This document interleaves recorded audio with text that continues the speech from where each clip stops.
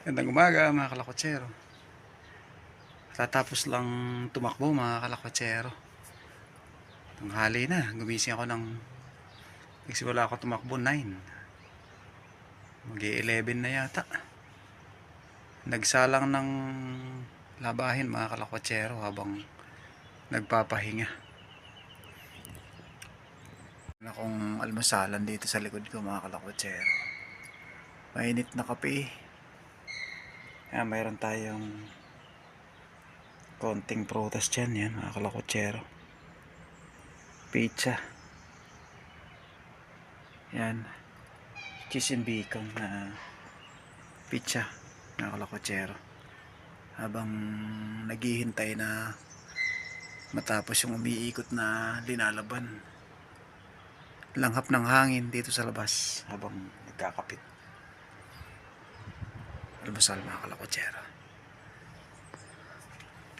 Medyo napaisip lang ako nito mga nakaraang panahon mga kalakotsero, mga nakaraang araw. Ang buhay pa iba-iba, no? Namiss ko lang yung mga unang katrabaho ko nung magsimula ako magtrabaho sa Pilipinas. Nagsimula ako sa Taytay, sa Cuatro Cantos. Doon ako nagsimulang magtrabaho talaga at simula talaga. Mga unang naging kaibigan mula doon sa Bicol. Tapos napunta ako ng BF Parañaque, ibang kaibigan na naman. Lumipat ng Marikina City, ibang kaibigan na naman. 2003, doon na ako nagsimulang mag-overseas. 6 na taon sa Bahrain, panibagong kaibigan. Tapos umuwi ng 3 taon, nagtayo ng barbershop sa Pag-asa, Binangonan, Rizal. Nandun pa ng barbershop, hawak-hawak ng kapatid ko. Panibagong kaibigan na naman. Tapos naisip ko mag-aaral mga bata.